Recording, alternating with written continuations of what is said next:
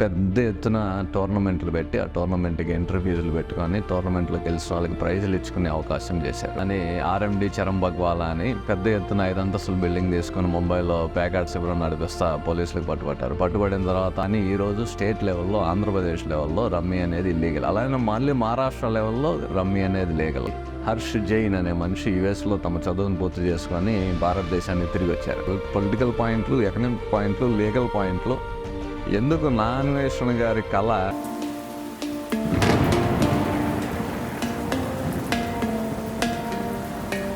అందరికీ నమస్కారం అండి. నా పేరు సురేందర్ నాదేదరా.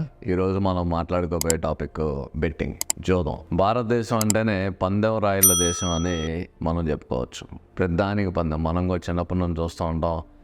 అదే ఎగ్జామ్ పాస్ అవుతా ఉంటే పందెం, ఫెయిల్ అవుతా ఉంటే పందెం, పరుగులో ఇంత వస్తుందని పందెం, అంత వస్తుందని పందెం, ప్రతిదానికి పందెం కాసుకుందాం అనేది మన ఊత పందెం లాగా వస్తూ ఉంది. అంతేందుకు మన పురాణాలలో కూడా పాండవులు జోదంలో ఓడిపోయే తమ రాజ్యాన్ని కోల్పోవాల్సి వచ్చింది. ప్రతి పెద్ద పండగకి కూడా మీకు తెలిసిందే, ఇండియా మొత్తంలో కూడా జరుగుతూ ఉంటుంది. ప్రతి పండగకి కోళ్ళ పందాలు, మేకల పందాలు, ఎద్దుల పందాలు, పొట్టేల పందాలు ఇవన్నీ చూస్తూనే ఉంటాం మనం. సో ఈ పందానికి మినిస్టర్లు, పొలిటీషియన్లు కూడా హాజరయ్యి పెద్ద ఎత్తున బెర్లు పెట్టి మరీ పందాలు చేసుకుంటూ ఉంటాం. ఈ పందెం పిచ్చిని గమనించిన బ్రిటిష్ ప్రభుత్వం ఎట్లయినా దీన్ని కంట్రోల్ చేయాలని చెప్పి, దీన్ని అదుపులోకి తేవాలని చెప్పి 1867లో పబ్లిక్ గ్యాంబ్లింగ్ యాక్ట్ అని ఒక చట్టాన్ని తీసుకొచ్చారు.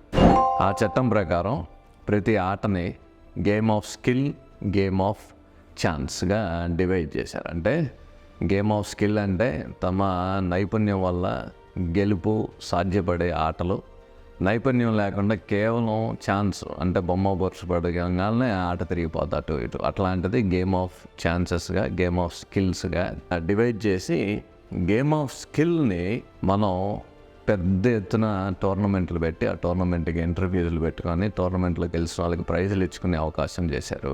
గేమ్ ఆఫ్ ఛాన్స్ని టోర్నమెంట్లు పెడతాం కానీ వాటికి ఎంట్రీ ఫీజులు తీసుకోవటం కానీ గెలిచిన వాళ్ళకి ప్రైజులు ఇవ్వటం కానీ చేయకూడదు.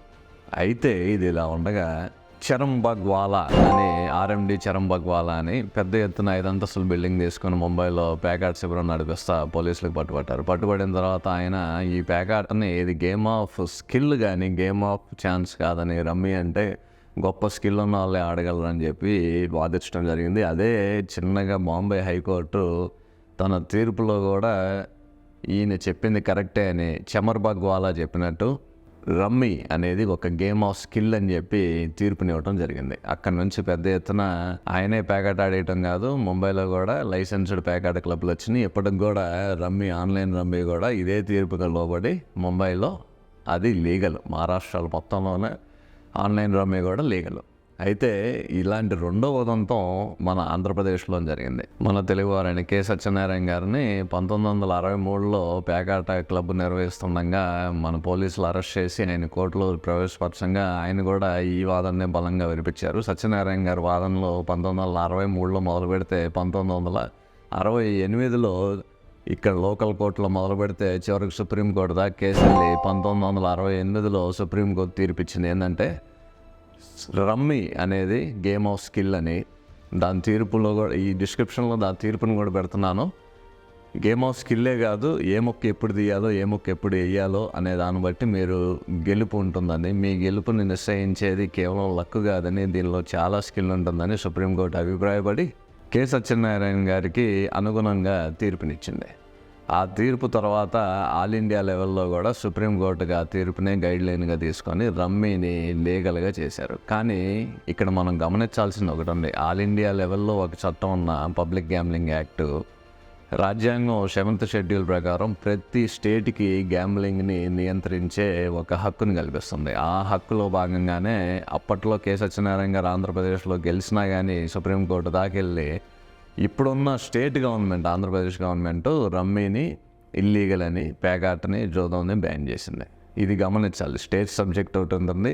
ఆల్ ఇండియా లెవెల్లో ఆ కేసు సత్యనారాయణ గారికి గెలవటం జరిగింది. ఆల్ ఇండియా లెవెల్లో ఆ రోజుల్లో రమ్మీ లీగలైజ్ అవటం జరిగింది. కానీ ఈరోజు స్టేట్ లెవెల్లో, ఆంధ్రప్రదేశ్ లెవెల్లో రమ్మీ అనేది ఇల్లీగల్. అలానే మళ్ళీ మహారాష్ట్ర లెవెల్లో రమ్మీ అనేది లీగల్. అట్లానే తెలంగాణలో ఇల్లీగల్.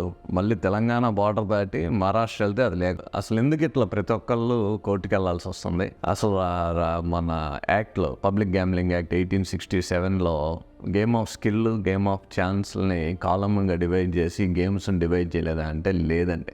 ఏదైతే బ్రిటిష్ కాలం నాటి యాక్ట్ ఉందో ఆ యాక్ట్ ప్రకారం just game of skill, game of ఛాన్స్గా 2 కాలములు పెట్టారు, కానీ ఆ కాలములు నింపలేదు. అంటే ఏ గేమ్ ఆఫ్ స్కిల్, ఏ గేమ్ ఆఫ్ ఛాన్స్ అనేది ఆ యాక్ట్లో పొందుపరచలేదు.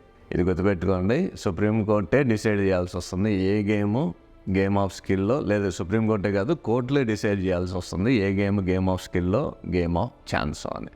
సో ఇది ఇలా ఉండగా కట్ చేసి చూస్తే 2007కి వస్తే 2007లో ఒక మనిషి హర్ష్ జైన్ అనే మనిషి యుఎస్లో తమ చదువును పూర్తి చేసుకొని భారతదేశానికి తిరిగి వచ్చారు. హర్ష్ జైన్ అక్కడ యుఎస్లో చదువుతున్న రోజుల్లో అక్కడ అసలు జనాల్లో, ముఖ్యంగా యువతలో ఫ్యాంటసీ యాప్లు తీవ్రమైన ప్రభావం చూపించడం, ఫ్యాంటసీ యాప్ల్లో చాలామంది నిమగ్నమై ఉంటాం తమ స్నేహితులను చూసి. అలాంటి యాప్ని ఇండియాలో సృష్టించాలని చెప్పి వచ్చి 2007లో ఆయన వచ్చిన సంవత్సరమే Dream11 అని ఒక యాప్ని సృష్టించారు. ఈ Dream11 అనేది ఒక ఫ్యాంటసీ గేమింగ్ యాప్. దీని గురించి మళ్ళీ మాట్లాడుకుందాం. అయితే హర్ష్ జైన్ గారికి కలిసి వచ్చిన విషయం ఏంటంటే 2007లో ఆయన యాప్ సృష్టించే 2008 నుంచి ఇండియాలో అఫీషియల్గా ఐపీఎల్ లాంచ్ అయిందండి. అప్పుడు దాకా ఫస్ట్ ఐపీఎల్ అనే ఆటే లేదు. 2008లో అంటే ఆయన యాప్ సృష్టించిన కరెక్ట్గా ఒక 6-7 నెలల్లో మనకి ఐపీఎల్ స్టార్ట్ అయింది. ఐపీఎల్ స్టార్ట్ అవుతుంటేనే Dream11 అంటే హర్ష్ జైన్ గారి యాప్కి గిరాకీ విపరీతంగా పెరిగింది.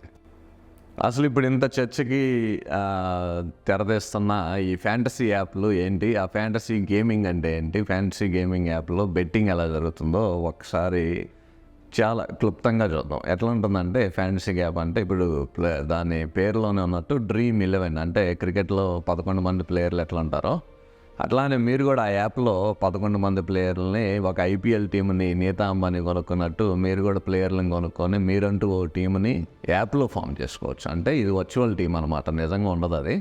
కానీ ఆ టీంలో మీరు చేసే ఆ యాప్లో సెలెక్ట్ చేసుకునే ప్లేయర్లు నిజం ప్లేయర్లతో లింక్ అయి ఉంటారు. అంటే నిజంగా సచిన్ కూడా యాప్లో ఉంటాడు, సెహ్వాగ్ కూడా యాప్లో ఉంటారు.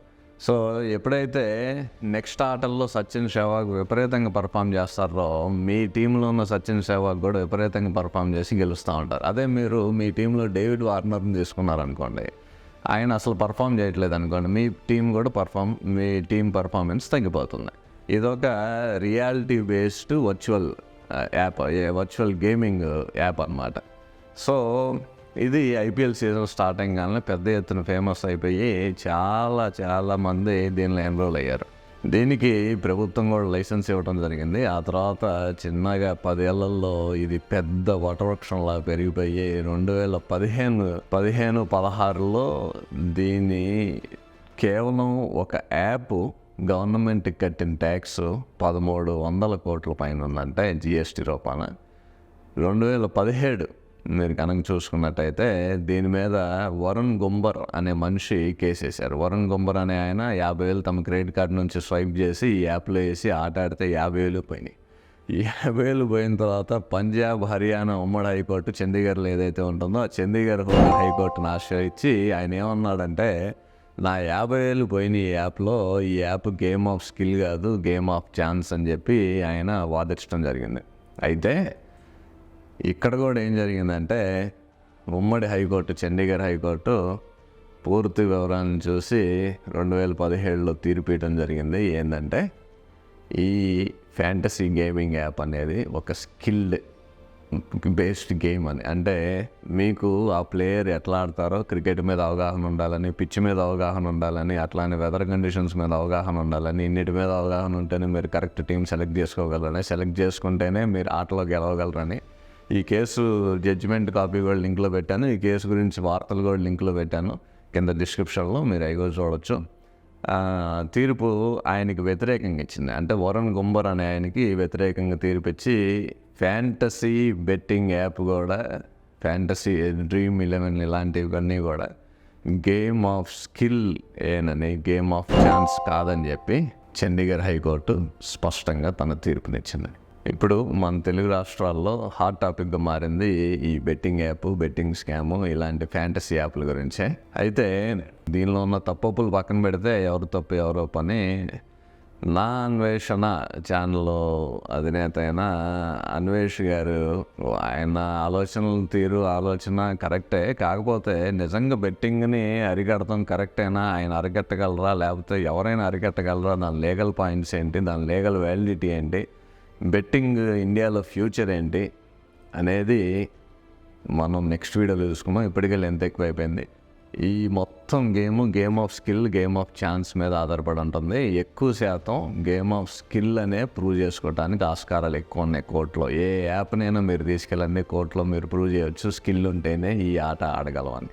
సో అలాంటి పరిస్థితుల్లో చట్టం ఉంది, చట్టాన్ని మారవటం జరగలేదు అప్పటి నుంచి. ఈ లీగల్ పాయింట్లు ఇంకా క్షుణ్ణంగా దీనిలో ఉన్న ఎకనామిక్ పాయింట్లు, పొలిటికల్ పాయింట్లు, ఎకనామిక్ పాయింట్లు, లీగల్ పాయింట్లు, ఎందుకు నా అన్వేషణ గారి కళ ఇప్పుడప్పుడల్లా సాకారం కాదని, బెట్టింగ్ ఆగపోదని మనం నెక్స్ట్ వీడియోలో వీటి గురించి పూర్తిగా తెలుసుకుందాం. మీకు కనుక ఈ వీడియో నచ్చినట్టయితే లైక్ చేయండి, షేర్ చేయండి, సబ్స్క్రైబ్ చేయండి. థ్యాంక్ యూ, ధన్యవాదాలు.